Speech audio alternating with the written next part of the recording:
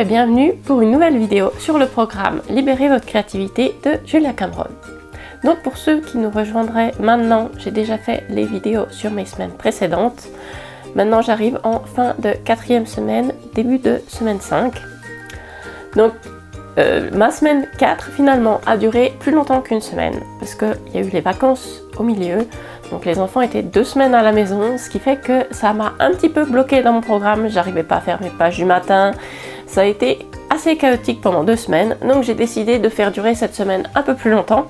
Comme ça, j'ai quand même eu le temps d'intégrer ce qui était dans ce chapitre, faire les exercices du chapitre et ce genre de choses et rester en fait dans le programme, même si ma 4e semaine a en fait duré plus qu'une semaine. Mais j'ai pu faire ce que j'étais censée faire pendant cette semaine-là, plutôt que de dire bon la semaine est passée, on fait la suivante, alors que je m'étais pas du tout concentrée là-dessus pendant les vacances. Donc j'ai juste compensé comme ça en faisant durer plus longtemps et comme ça j'ai vraiment pu profiter de cette semaine-là. Donc la semaine a duré plus longtemps, mais j'ai eu du mal à faire mes pages du matin parce que le matin il y avait tellement de choses à faire.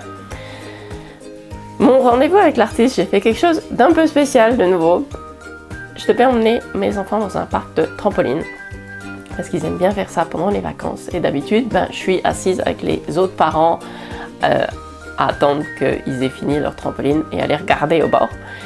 Mais en fait, c'est pas réservé aux enfants. Donc je me suis dit pourquoi j'irais pas essayer 1 heure au parc des trampolines. Donc ça, c'était mon expérience de la semaine où j'ai essayé quelque chose que j'avais envie de faire et que je me serais pas forcément permis, alors que je suis déjà là-bas et j'ai déjà 4 tickets pour les enfants, donc pourquoi moi j'en prendrais pas un aussi? Et finalement ça a été une très chouette expérience parce que j'avais pas sauté sur un trampoline depuis des années et j'étais jamais allée dans un parc à trampoline en fait, donc c'était vraiment sympa comme expérience et je pense que la prochaine fois je me prendrai un ticket aussi parce que on s'amuse, c'est drôle, ça fait aussi pas mal d'exercices parce que on voit les enfants qui sautent là-dessus pendant 2 heures, on se dit bon bah ouais ils s'amusent. C'est normal, mais quand on est nous sur le trampoline, on voit à quel point c'est physique comme activité. Donc au bout d'1 heure, j'étais claquée, mais ça a été très amusant comme expérience. Donc je considère que mon rendez-vous avec l'artiste a été fait. Donc cette semaine, l'épreuve difficile, c'était la privation de lecture. Alors c'est vrai que c'est pas facile de se dire ah bah non, je lis pas cette semaine. Mais après, j'ai fait plein d'autres choses. J'ai fait du jardinage, ranger, réorganiser des choses dans la maison, on allait faire des randonnées. Donc, c'était intéressant. Après, créativement parlant, est-ce que ça m'a apporté quelque chose d'avoir rangé la cave plutôt que de lire? Je ne sais pas, mais ça ouvre d'autres perspectives. Donc, pourquoi pas? Donc, on verra. Je suis assez mitigée sur cet exercice-là. Pour moi, c'était pas vraiment quelque chose qui s'est montré comme quelque chose de très utile. Peut-être que je découvrirai autre chose les semaines prochaines. Donc après cette semaine 4 un peu longue, j'ai commencé la semaine 5 qui s'appelle Retrouver un sentiment de possible. Alors là, le titre m'inspirait pas trop, je savais pas trop quoi faire de ça. Donc le principe de cette semaine, c'est qu'on s'autorise souvent pas assez et que nos buts restent assez petits parce qu'on pense trop petit de nous-mêmes, donc on s'autorise pas des buts plus grands. Donc ça fait un peu réfléchir sur si on n'avait pas de limite, qu'est-ce qu'on oserait espérer et vers quoi on serait en train de travailler. Donc ça, je pense que c'est un sujet qui est assez intéressant à réfléchir si on est vraiment en train de se limiter dans nos buts. Donc un des sujets très intéressants sur le chapitre de cette semaine et qui me parle beaucoup, c'est l'autodestruction. Alors Julia Cameron, elle a un autre point de vue sur l'autodestruction. C'est plutôt une autodestruction créative. Et ça, c'est ce qu'on fait quand on fait passer les buts et ce qui est important pour les autres, toujours avant ce qui est important pour nous.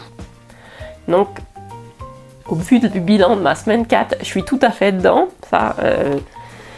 Faire passer les besoins des autres avant les miens, c'est quelque chose que je fais régulièrement. Alors, je suis dans une phase de ma vie avec des enfants en bas âge où, oui, des fois c'est nécessaire de faire passer les besoins des autres avant les siens, mais il ne faut pas totalement oublier les siens non plus. Donc, il faut arriver à trouver l'équilibre entre ce qu'on fait pour les autres et ce qu'on fait pour soi, et pas s'être totalement oublié au passage.